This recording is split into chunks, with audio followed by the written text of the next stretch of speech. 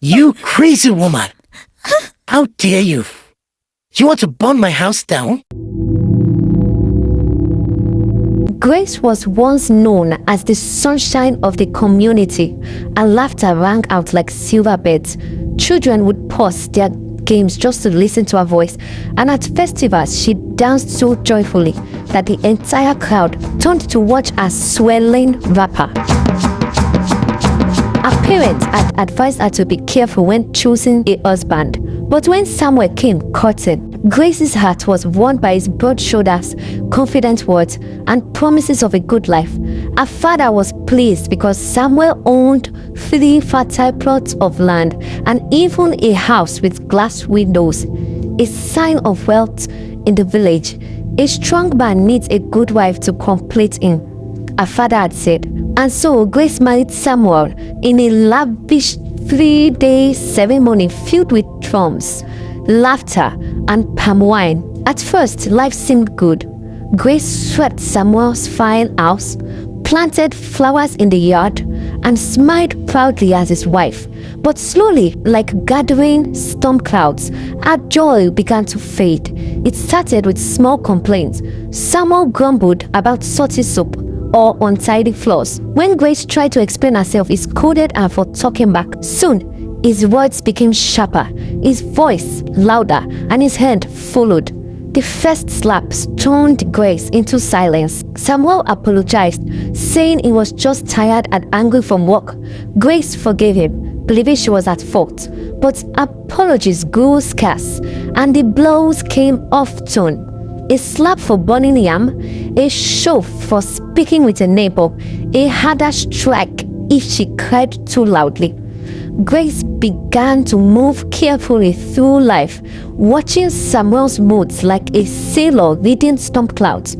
She flinched at raised voices and avoided laughter, her once bright spirits dimming into quiet submission. The village noticed she no longer joined other women at the market or sang at celebrations. When neighbors asked about bruises, she dismissed them with nervous laughter, claiming she was clumsy.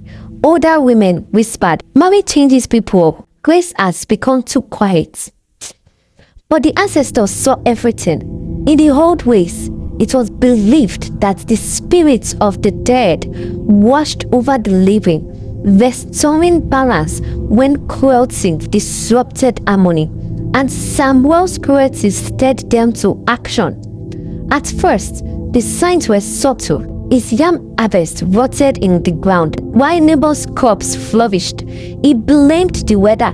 The next season, swarms of locusts devoured his fields. He borrowed money for new seeds, but when drought struck only his land, the rains fell all around his farm, but stopped at his borders. Neighbors began whispering, and Samuel grew uneasy.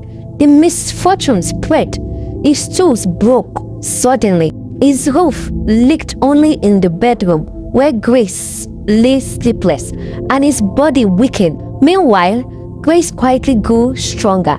She took over tended the farm when Samuel was too ill, and under her hands the soil began to yield again. Crops sprouted, chicken laid eggs, and the orange tree in their compound blossomed for the first time in years. Samuel saw all this and felt a gnawing fear. One night, lying sick in bed, he heard the unmistakable voice of his dead grandmother. A man who raises his hand against his wife raises it against his own soul. The ancestors are displeased. Change your ways or face the consequences. Terrified, Samuel sat up, smelling the familiar scent of her tobacco lingering in the air. The next day, he looked at Grace with new eyes. She moved with caution, her face emotionless, avoiding his gaze.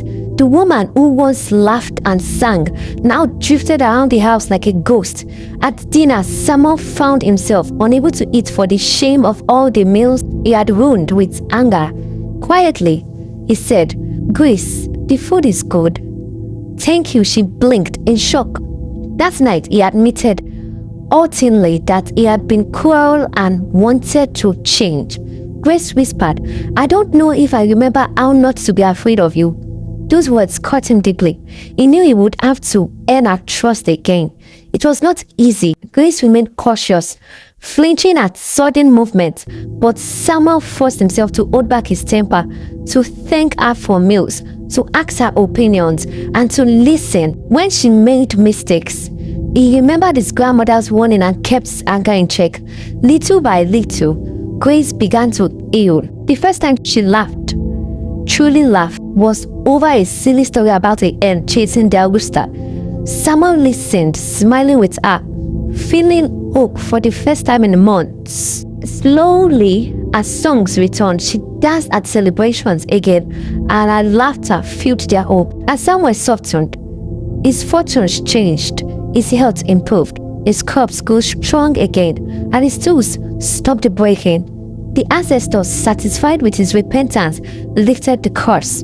The village noticed the difference.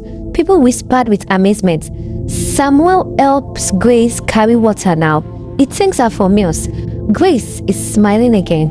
Their home became a place of peace, filled with hospitality and warmth. Samuel never raised his hand again, realizing true strength lay not in dominance, but in kindness.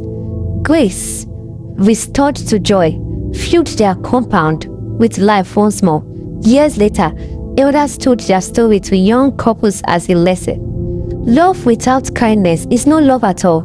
Marriage is not a kingdom where one rules and the other obeys, but a partnership. The ancestors bless such unions.